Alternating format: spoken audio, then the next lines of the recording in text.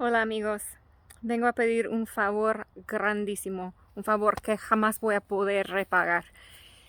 A lot of you know me, you know that I have been involved in the community, the Hispanic and Latino community, for most of my life now, for various reasons. I guess not all of you know the story, but those of you who do know that my friend Miguel is the driving force behind it. Miguel was 14 when his family brought him to the U.S. for the first time to work in Kalamazoo, Michigan, and around that time he actually got caught and got deported. And he came back later and has worked and lived here on and off for years, although in the last 15 years he's been home in Mexico with his family. I have been working diligently since that time to try to help him get a visa, and he's well into the process right now. The problem is that because he was deported that one time, he has to, at the same time that he submits his visa application, submit for a pardon. And in order to get that pardon, we need to raise kind of a lot of money really quickly, like by Monday. For those of you who don't know the story, Miguel was 18 and I was 19 when we met. I was working at a grocery store overnights when I was in college, and he was working at a restaurant near next door. And he used to come in at night and pick up things for the restaurant.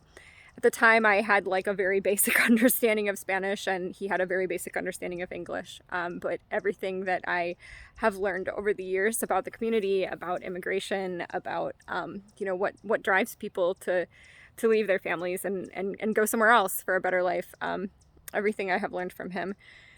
He's also one of the kindest, most compassionate and beautiful people you will ever meet in your life. I am so fortunate that he is still, after almost 20 years now, one of my best friends in the world. His family means absolutely everything to me.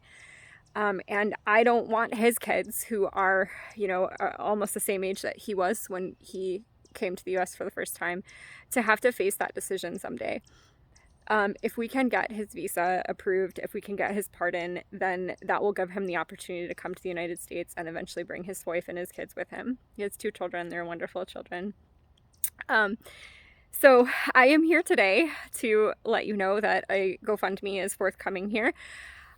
Anything that you all can do to share or help support, I will be just eternally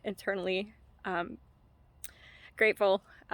And I will do absolutely everything I can to make sure that everyone knows, what's going on and whether or not we're successful. But please feel free to reach out if you have any questions, if there's anything you would add, if you have any support or any other way to help us. I would be eternally grateful as well. All right, mil besos. Wish us luck.